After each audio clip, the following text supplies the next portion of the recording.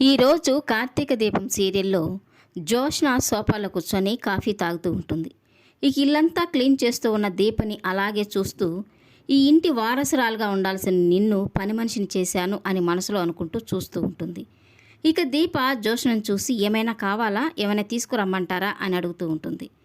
ఇక కూరగాయలు తీసుకొచ్చిన కార్తీకు ఆ బ్యాగ్ని దీపకిస్తూ, దీప నువ్వు చెప్పినవన్నీ తీసుకొచ్చాను, గోంగూర చాలా ఫ్రెష్గా ఉంది, పచ్చి రొయ్యలు వేసి చేస్తే కాంబినేషన్ సూపర్గా ఉంటుంది, అది చెయ్యి అని చెప్తూ ఉంటాడు. ఇక అంతలో అక్కడికి వచ్చిన పారిజాతం వీళ్ళు పని చేసేదానికి వచ్చినట్టుగా లేదు, ఏదో పిక్నిక్ వచ్చినట్టుగా ఉంది, మొగుడు పెళ్ళాలు చాలా హుషారుగా ఉన్నారు అని అంటూ ఉంటుంది. ఇక కార్తీకు పని వాళ్ళంటే ఎప్పుడు ఏడుస్తూ పని చేయాలంటావా, హుషారుగా ఉండకూడదా, నువ్వు కూడా మాతో వచ్చి పని చెయ్యి, నువ్వు కూడా చాలా హుషారుగా ఉంటావు అని అంటూ ఉంటాడు. ఇక పారిజాతం అయితే పెళ్ళాం చూస్తే పొగురుబోతూ, వీడు చూస్తే ఒగరబోతూ అని దీపని కార్తీక్ని అంటూ ఉంటుంది. మరి నువ్వు దున్నపోతా అని కార్తీక్ అంటుంటే ఇక పారిజాతం ఒక్కసారిగా షాక్ అయిపోతూ, ఏంటి నోటికి ఎంత మాట వస్తే అంత మాట అంటావా, చూడు జోష్న వీళ్ళు ఎలా మాట్లాడుతున్నారో అని తనతో చెప్తూ ఉంటుంది. ఇక జోష్న పారిజాతం మీద చిరాకు పడిపోతూ ఉంటుంది. ఇక కార్తీక్ జోష్నని మరింత చిరాకు పెడుతూ ఇక పారుతో, చూడు పారు, సినిమాకు టికెట్లు బుక్ చేయమంటావా, కొత్త సినిమాలు రిలీజ్ అయినాయి అని అంటూ ఉంటాడు.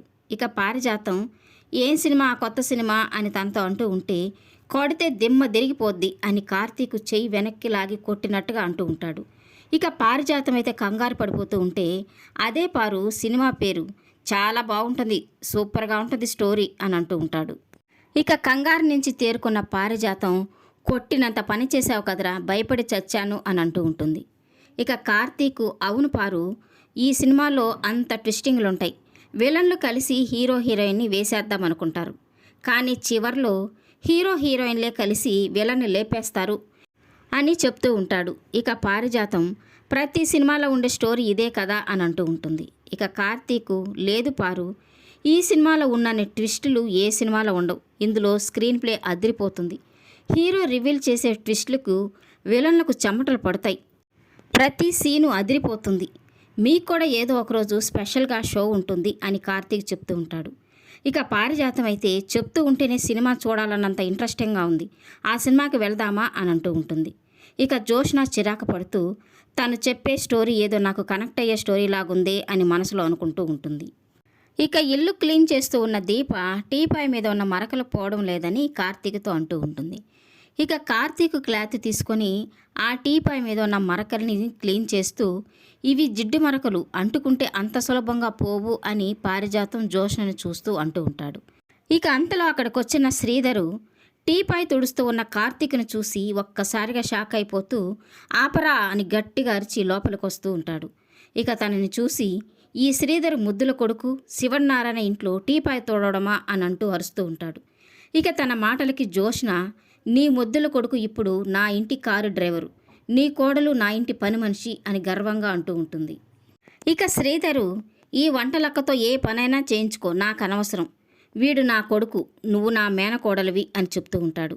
ఇక జోష్న అయితే అగ్రిమెంట్లో వరుసలు వర్తించవు అని చెప్తూ ఉంటుంది. ఇక కోపం వచ్చిన శ్రీధర్ అయితే శివనారాయణ గట్టిగా పిలుస్తూ ఉంటాడు. ఇక అంతలో అక్కడికి శివనారాయణ, దశరథు, సుమిత్ర వస్తారు. ఇక శివనారాయణ అయితే, అసలు నువ్వు ఇక్కడికి ఎందుకు వచ్చావు అని శ్రీధర్ని చూసి అరుస్తూ ఉంటాడు. ఇక శ్రీధర్ అయితే, మిస్టర్ శివనారాయణ, నేను నీ కోసం రాలేదు, నా కొడుకు కోసం వచ్చాను అని అంటూ ఉంటాడు. ఇక శ్రీధర్ మాటలకి కార్తీక్ అయితే, మీరు నా కోసం రానక్కర్లేదు మాస్టరు అని తను అంటూ ఉంటాడు. ఇక శ్రీధరు, నా కొడుకుతో బలవంతంగా అగ్రిమెంట్ మీద సంతకం చేయించుకొని ఇంటి పనులు చేయిస్తారా, టీపాయ్ క్లీన్ చేసేదానికైనా నా కొడుకు లండన్కి వెళ్ళి చదువుకొని వచ్చింది, best restaurant of the award అందుకునింది కార్ డ్రైవర్గా పనిచేసేదానికా అని అరుస్తూ ఉంటాడు. ఇక కార్తీక్ అయితే, ఏంటి నీ గోల, నా ఇష్ట ప్రకారమే నేను అగ్రిమెంట్ మీద సంతకం పెట్టాను అని చెప్తూ ఉంటాడు. ఇక కార్తీక్ మాటలకి శ్రీధర్ అయితే, వీళ్ళందరూ కుట్ర చేసి నీ దగ్గర బలవంతంగా సంతకం చేయించుకున్నారు అని చెప్తూ ఉంటాడు. ఇక దీప శ్రీధర్ దగ్గరికి వెళ్ళి టీ తాగుతారా అని అడుగుతూ ఉంటుంది. ఇక శ్రీధర్ చిరాకు పడిపోతూ, ఇక్కడ జరుగుతుందేంటి, అన్నీ తెలిసి అడుగుతున్నావా అని తనతో అంటూ ఉంటాడు. ఇక దీప, తెలిసే అడుగుతున్నాను, ఈ ఇంటికి వచ్చిన వాళ్ళకి మర్యాద చేయడం నా బాధ్యత అని అంటూ ఉంటుంది. ఇక శ్రీధర్ అయితే అగ్రిమెంట్ను క్యాన్సిల్ చేసి కార్తీక్ని పంపకపోతే నట్టింట్లోనే కూర్చొని ఆమరణ నిరాహార దీక్ష చేస్తాను అని అంటూ ఉంటాడు. ఇక అన్నట్టుగానే అక్కడే కూర్చొని నా కొడుకుని నాతో పంపకపోతే నేనేంటో చూపిస్తాను అని అరుస్తూ ఉంటాడు. ఇక జోష్న, చూడండి మామయ్య, అగ్రిమెంట్ క్యాన్సిల్ చేస్తే 24 గంటల్లోపు 10 కోట్లు కట్టాలి అని అంటూ ఉంటుంది. ఇక శ్రీధరు, అవన్నీ నాకు తెలీదు, కార్తీక్ని మాత్రం నాతో పంపాలి అని అరుస్తూ ఉంటాడు. ఇక కార్తీక్ అయితే, ఇవన్నీ నేను ఇష్టపడే చేస్తున్నాను, అనవసరంగా న్యూసెన్స్ చేయకండి అని తనతో అంటూ ఉంటాడు. ఇక ఇంతలో దీప శ్రీధర్ దగ్గరికి వెళ్ళి కాఫీ, టీ, మజ్జిగ ఏమైనా తాగుతారా అని అడుగుతూ ఉంటుంది. ఇక శ్రీధర్ కోపంగా, ఉండవమ్మా, అడిగడిగే చంపేసేటట్టున్నావే అని చిరాకు పడిపోతూ ఉంటాడు. ఇక శివన్నారాయణ, నేను ఎస్ఐకి కాల్ చేసి వీడిపై న్యూసెన్స్ కేసు పెడతాను అని అంటూ ఉంటాడు.